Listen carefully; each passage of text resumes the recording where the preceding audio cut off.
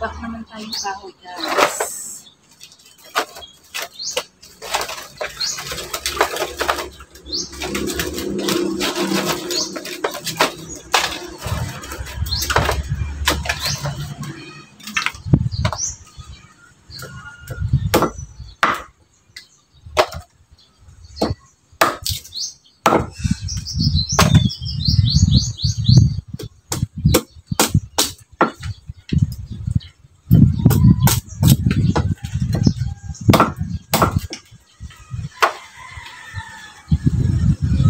Ganito ang buhay sa bukid, guys.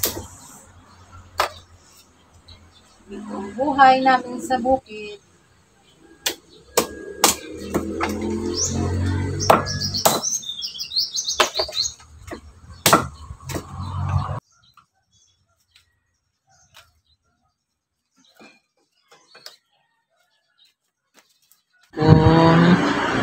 Mag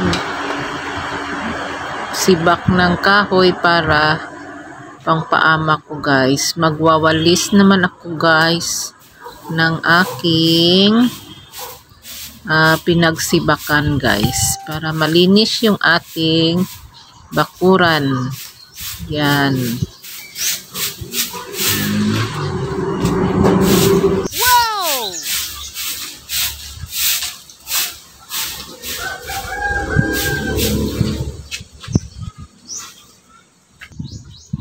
Ayan, buti na lang maaga pa ako kaninang naglabag, guys, ng mga kumot namin at saka yung bed cover, kaya patuyo na, guys.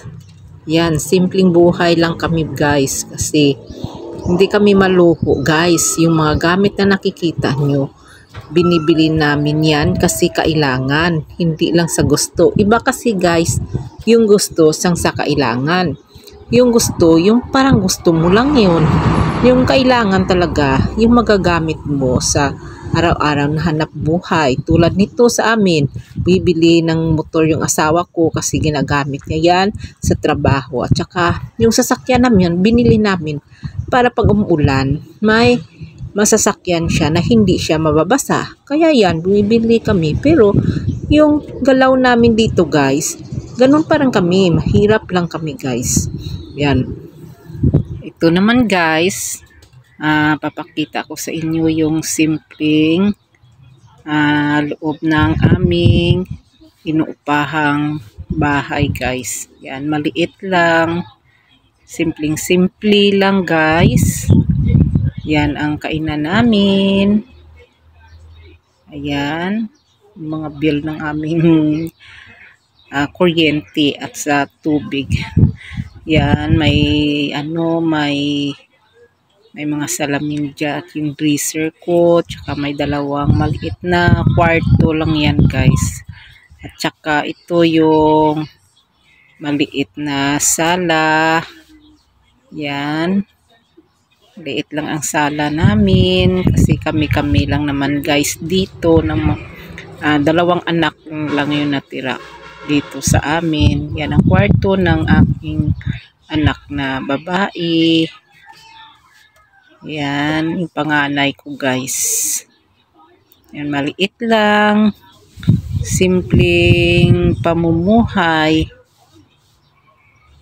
At saka yung aming punta naman tayo dun sa ating ting balkonahe. Yan, kasi maliit, hindi magkasya kahit nga yung mga upuan natin, guys. Kaya dito sa balkonahe nilagay yung mahabang sopa namin, yung lamesa. Yan, simpleng-simple lang dito, guys. Kahit nga aparador, wala kami. Yan, yung mga sapatos ko yan dyan nakalagay. Tsaka yung amplifier ng asawa ko. Yung, kaya nakikita nyo, guys, to yung sound system namin, yung mga box ng sound. Kasi dati, guys, mayroong sound system yung asawa ko, guys. Nung buhay pa yung papa nila, hanggang unit 3 yan, guys. 1 to 3.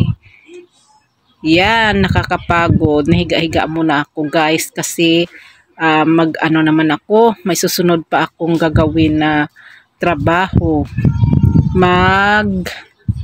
Babalot naman ako ng uling para sa tindahan ko guys. Yan. Hindi na nga ako makapagpahinga. Yun, higa-higa konti. Tapos yun lang guys. Ito naman ako. Magbabalot naman ako guys ng ng uling para ibibenta ko guys. Yan. Ay walang pahinga talaga si Tita Bing dito sa bahay guys. Lalo na pag may tindahan ka, kasi pag may ginagawa ka guys, putol-putol, kasi pag may bumibili, takbo ka naman ulit. Tsaka pagbibilhan yung bumibili guys. Ganito lo yung ginagawa sa bahay, pero nag-i-enjoy ako guys kasi wala namang yung mga bata nasa eskwelahan, tapos dito ako nagbabantay ng bahay, tsaka may income pa ako dito, di ba?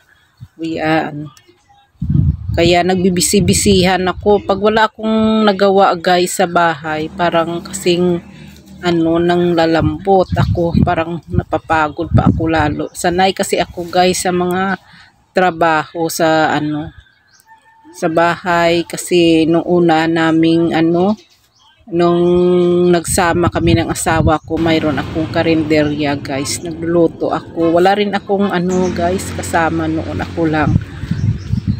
Kaya yun, sanay ako sa trabaho guys. Yan, kaya parang nanghihina mga tuhod ko pag wala akong ginagawa. Kaya hindi lang ito yung ginagawa ko guys. Sa araw-araw, ibang-iba, nag-iisip ako ng mga magagawin ko. Yan. Pagkatapos nito guys, nung umaga pa ako nagsimula na nung umalis yung mga bata. Tapos ngayon hapon na to guys. Yan, ito na yung yung huling gagawin, kasi maliligo na ako guys, kasi hapon na mamaya makapahinga lang ako ng 1 oras. Magluluto naman ako ng hapunan namin.